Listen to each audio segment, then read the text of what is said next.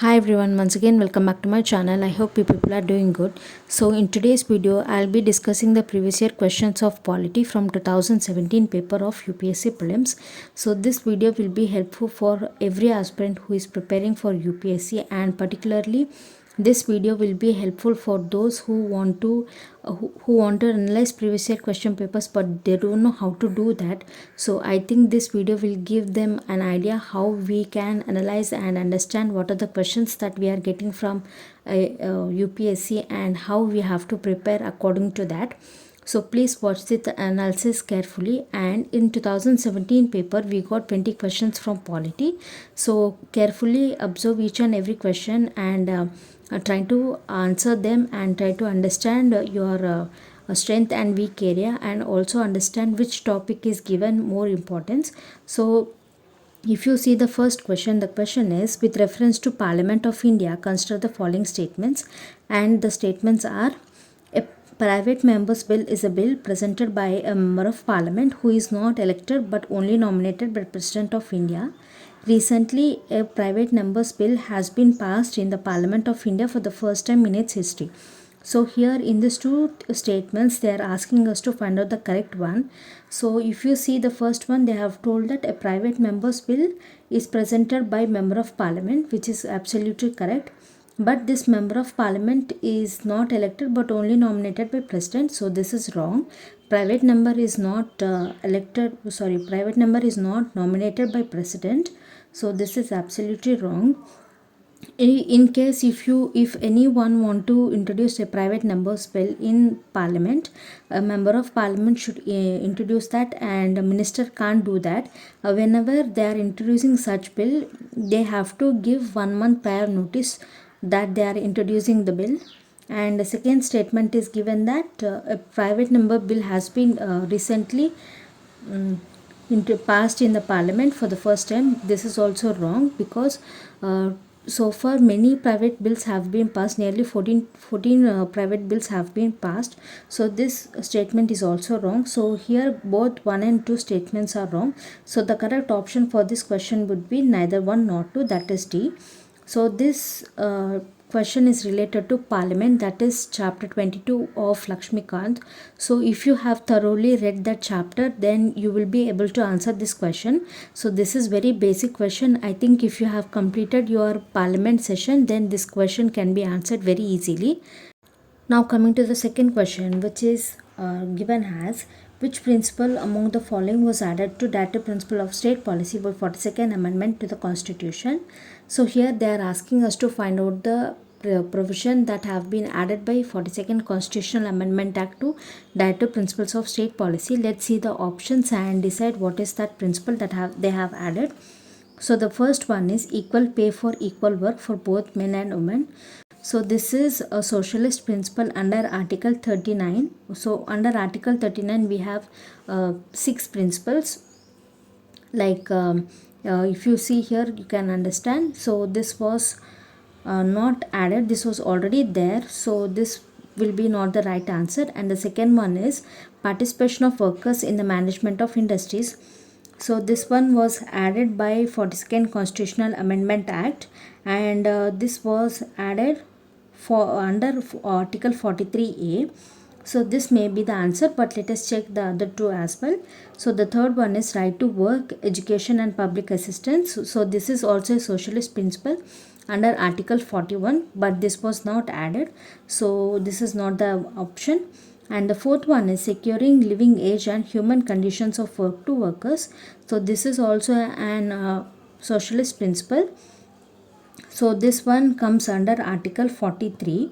So the option would be B, which is participation of workers in the management of industries. So if you see here under 42nd Constitutional Amendment Act, this 4 articles, that is this 4 provisions, were added to Directive Principles of State Policy. So if you clearly remember what are the provisions that were added, so you can answer this question. This is also very basic thing, so I think you can understand what type of questions they are asking and how you have to remember each and every point from topic you are reading. So now the third one is which of the following statement is correct? So here they have given four statements and we have to identify the correct one. So first one is, rights are claims of state against the citizens. No, this is absolutely wrong. So rights are not the claims of state against the citizens. So if you have read NCRT, you can clearly answer this question. So if you haven't read the NCRT, please go and read that once, because you'll understand the importance of NCRT whenever you are solving this type of questions. So this question is not directly taken, but this question can be answered if you have read your NCRT.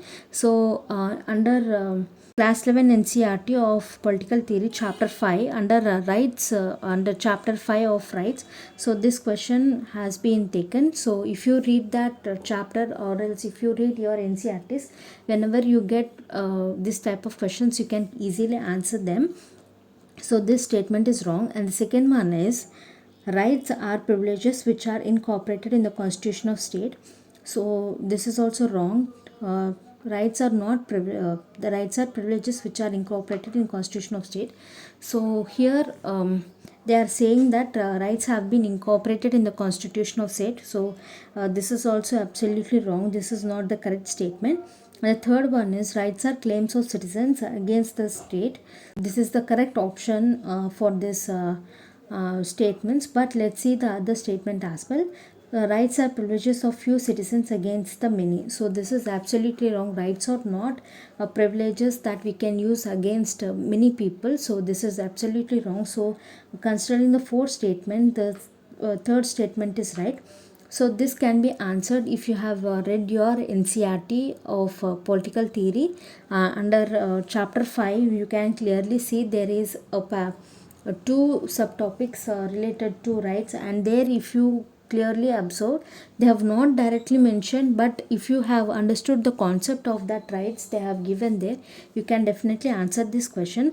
So here the importance of NCRT can be understood. So please, if you haven't read NCRTs, please go and visit that NCRTs and understand what is given in that. You don't need to read that NCRT 2 to 3 times. If you have read that once, then you will understand the concept, because so far you have already covered your Lakshmikant. So it will be easy for you to understand the concept that they have given in the NCRT. So I think it is highly important to read that NCRT. So please go and watch that. And now coming to the next question, which is about local self-government. So here they have given that local self-government can be best explained as an exercise in. The options are federalism, democratic decentralization, administrative delegation, direct democracy.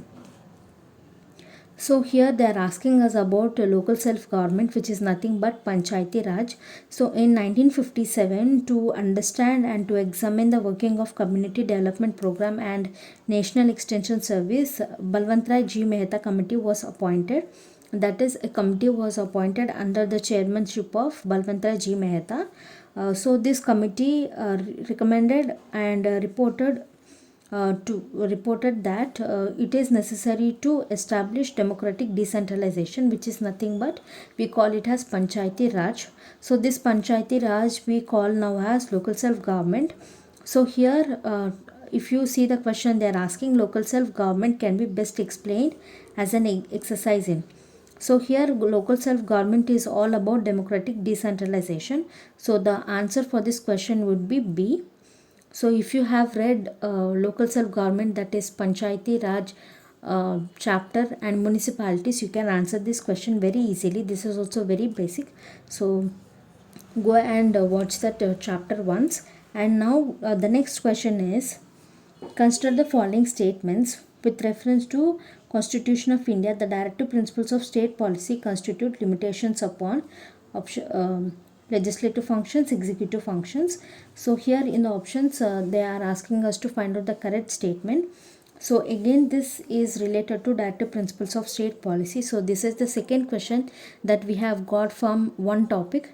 So here they have given that directive principles of state policy have limitations upon legislative executive functions, and we have to find out the correct statement. So if you have read that directive principles of state policy, so we can clearly say that directive principles of state policy doesn't have limitations on legislative process. So this directive principles of state policy doesn't put limitations for their enforcement on legislative process. So the first one is wrong, and the second one is about executive function.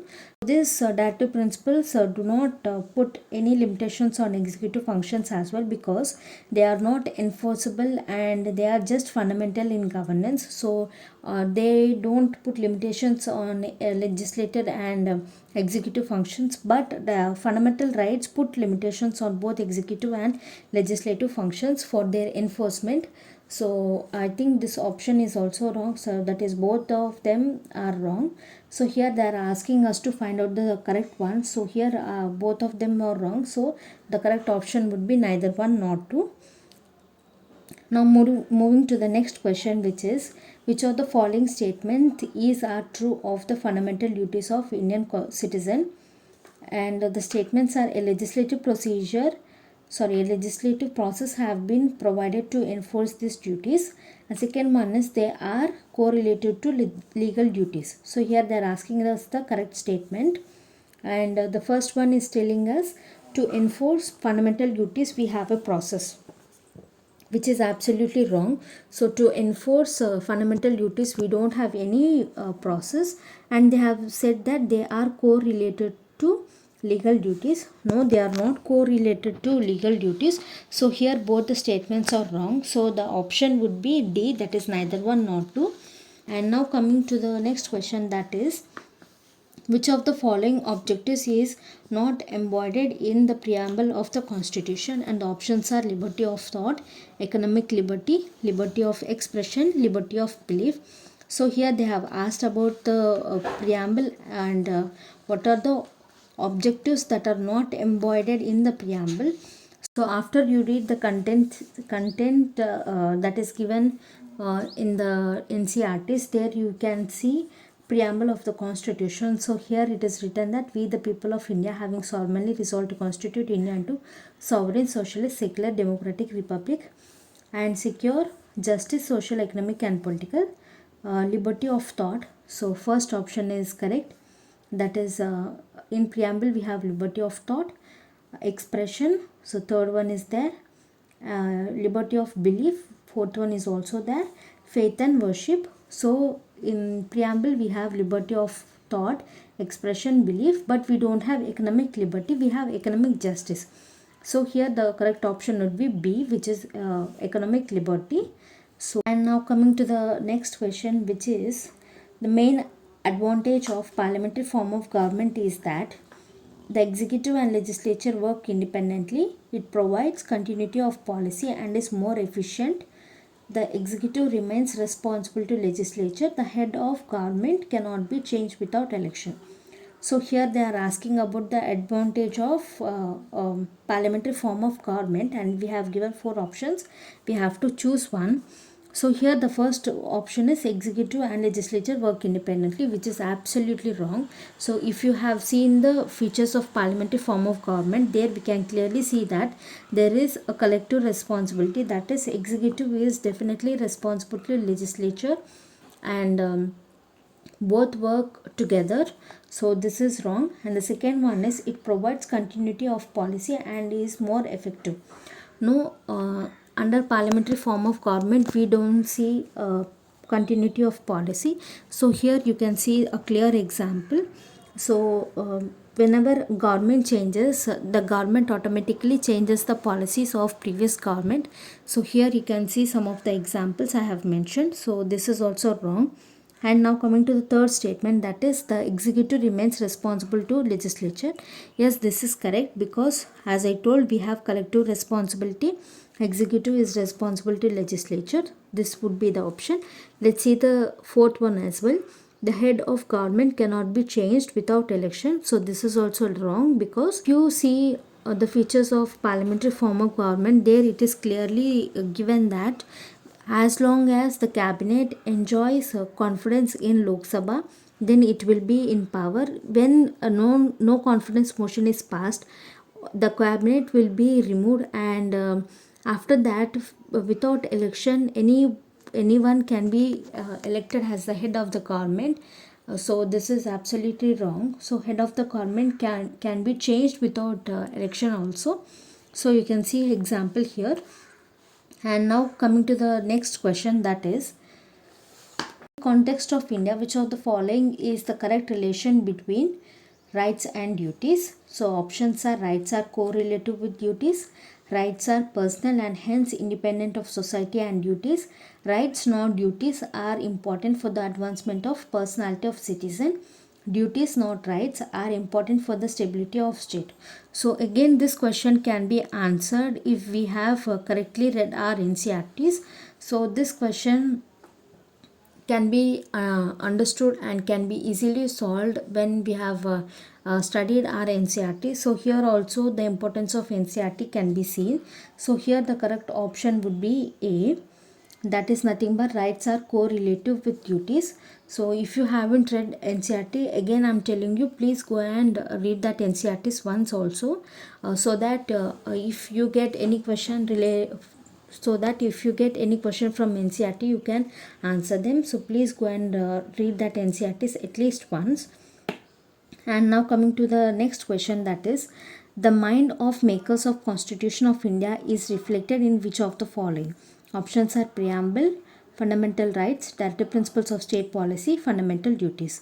So this is also an easy question. So here they are asking us to find out the ideas of makers of the Constitution in which part of the Constitution, that is nothing but preamble.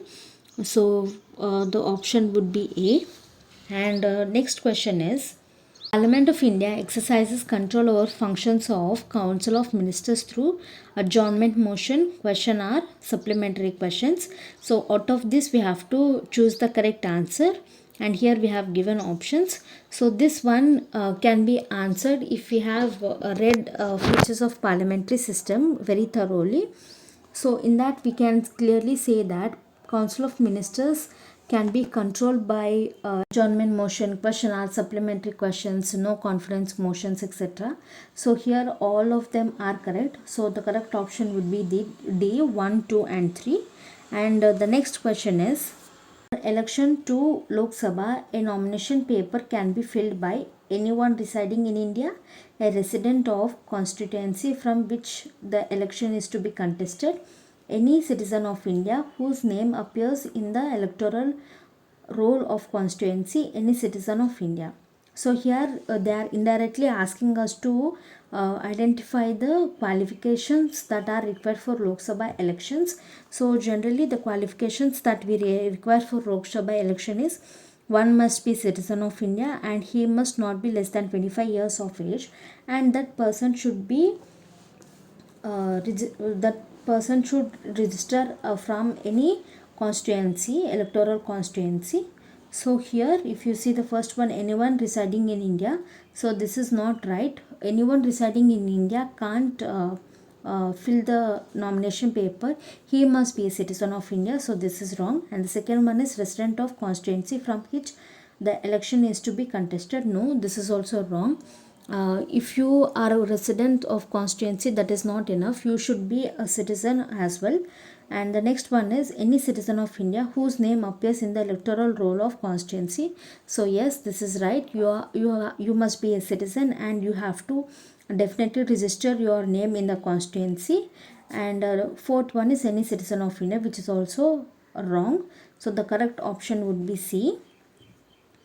And the next one is, after the following statements, in the election for Lok Sabha or State Assembly, the winning candidate must get at least 50% of votes polled to be declared elected. According to the provisions laid down in the Constitution of India, in Lok Sabha, the Speaker's post goes to the majority party and the Deputy Speakers to the opposition. So here they are asking us to find out the correct statement. So in the first one they have told that in Lok Sabha and State Assembly elections, winning candidate should get at least 50% of votes, which is absolutely wrong. No, we follow first past the post system. So the candidate who gets more votes is declared elected. So the first statement is absolutely wrong. And the second one is saying that in Lok Sabha elections, that is after Lok Sabha elections, a speaker suppose goes for majority party rule and a deputy speaker goes for opposition. So this is also wrong. Speaker and deputy speaker are elected among the members of Lok Sabha. So both the statements are wrong. So the correct option for this will be D, neither one nor two. And the next question is, right to vote and to be elected in India is a fundamental right, natural right, constitutional right, legal right. So here also this question can be answered if you have read your class 11th NCERT. Again, we have seen 3 questions from NCERT. So I think it is very clear that NCERT also plays a role in our prelims. So this question can be answered if you have read the NCERT, which is related to rights. So this question answer would be option C, which is constitutional right. So if you read that NCERT, you can understand. And the next question is, consider the following statement. The Election Commission of India is a 5-member body. Union Ministry of Home Affairs decides the election schedule for the conduct of both general election and by-election. Election Commission resolves the disputes related to splits or mergers of recognized political parties. So out of these 3, they are asking us to find out the correct statement. So let's see. Here they have told that first one is Election Commission of India is 5-member body. So this is wrong because Election Commission is 3-member body. And the next one is Union Ministry of Home Affairs declares election schedule. So this is also wrong. Election Commission decides the schedule. So both 1 and 2 are wrong. And the next one is Election Commission resolves the disputes related to splits or mergers. So this is absolutely right. So Election Commission is the only body that is responsible to solve these disputes. So third statement is right. So according to the question, we have to identify the correct one. So option D will be the right answer.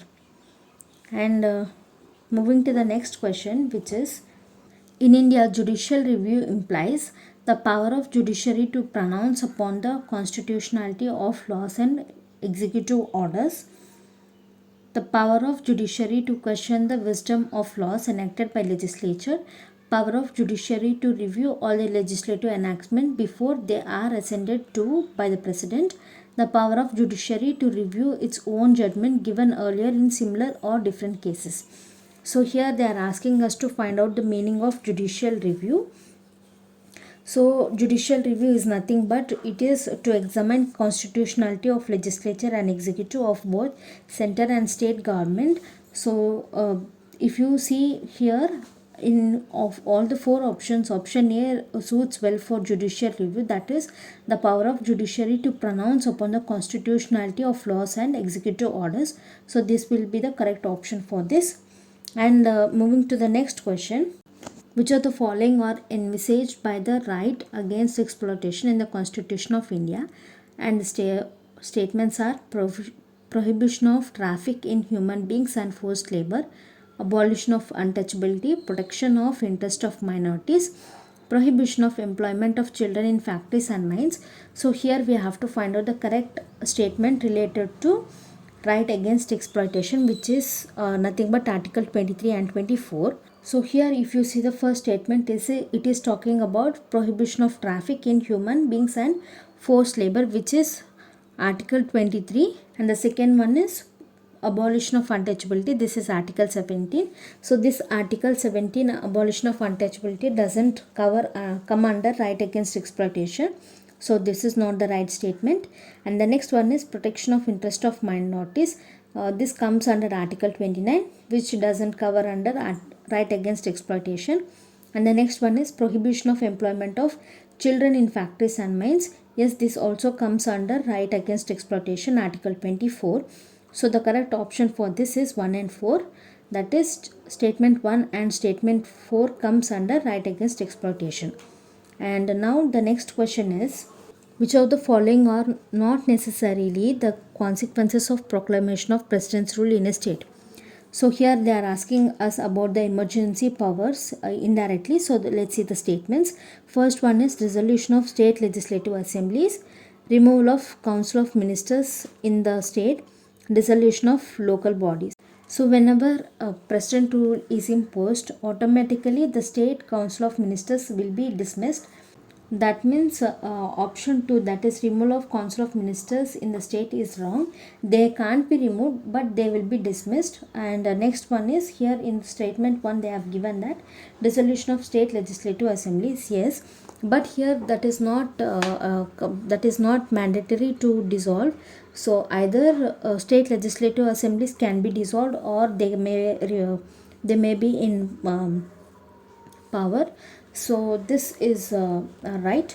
And the next one is dissolution of local bodies. So here also there is no provision for dissolution of local bodies. So here they are asking us to find out what is not necessary for the proclamation of president rule, that is what are the consequences that are not necessary for proclamation of president rule. So first one is dissolution of state legislative assembly. So here this state legislative assembly can be dissolved or cannot be dissolved, that depends on the situation.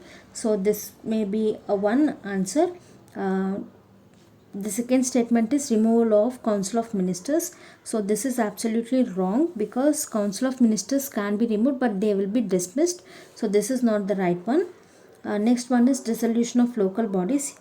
So there will be no dissolution of local bodies. So whenever there is president rule, either there will be dissolution of state legislative assemblies, or it depends on the situation, but there will be no dissolution of local bodies. So the correct option for this entire statement will be B, which is option 1 and 3.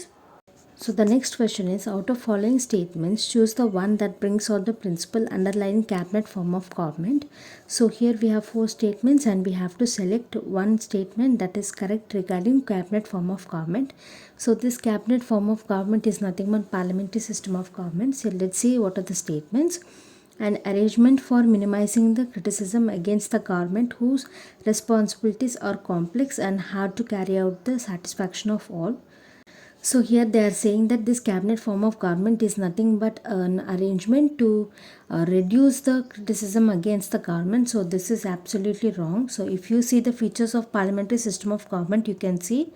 So this is not a right statement. And the next one is a mechanism for speeding up the activities of the government whose responsibilities are increasing day by day.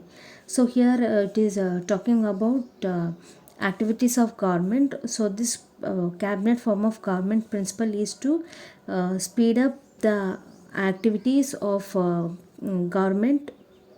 So this is also not correct. And the next one is a mechanism of parliamentary democracy for ensuring collective responsibility of government to the people. So yes, this is right, because cabinet form of government, that is parliamentary system of government, is all about collective responsibility towards people. So this is correct. And if you see the fourth one, a device for strengthening the hands of head of government whose hold over the people is in a state of decline. So this is also wrong. So the correct statement would be C. And the next question is about which of the following is not a feature of Indian federalism. So this is about Indian federalism. That is, if you have read unitary and federal features, and if you have seen the features of Indian federalism, you can answer this question. So here they are asking which is not a feature of Indian federalism. So let's see what are the statements, and let's choose which of the following is not a feature of Indian federalism. And the first one is, there is an independent judiciary in India.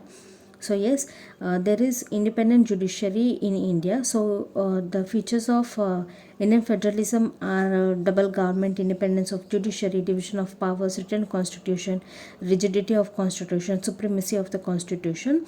So this is a feature of Indian federalism. So this is correct. And the next one is, powers have been clearly divided between center and states. Yes, this is also correct. So in Indian federalism, we divide powers between center and state. And the next one is, the federal unit have been given unequal representation in Rajya Sabha. Yes, this is also right. So if you have studied parliamentary chapter there, you will see about representation of Rajya Sabha. So this is also correct. And the next one is, it is the result of an agreement among the federal units. No, Indian federalism is not a result of agreement. So Article 1 says that India is a union of state, that is, this union is not made by agreement. Here no state had the right to cede from the federation, so this is not a feature of Indian federalism. So our option will be D. So these are the questions that we have come across in 2017 paper.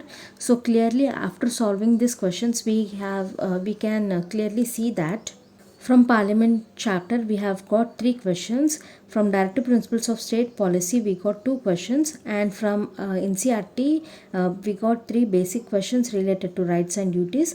And next we have got 1 question from Panchayati Raj, that is local self government, and we have got 1 question from fundamental duties. And from preamble we got 2 questions.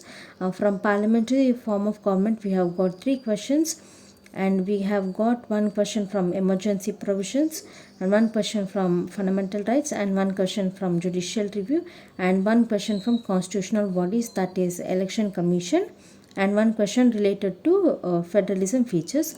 So this is about the analysis of 2017 paper, particularly of polity. So we have got questions worth 40 marks. So if you have clearly read Lakshmikant, and if your concepts are very good, then you can easily score this 40 marks.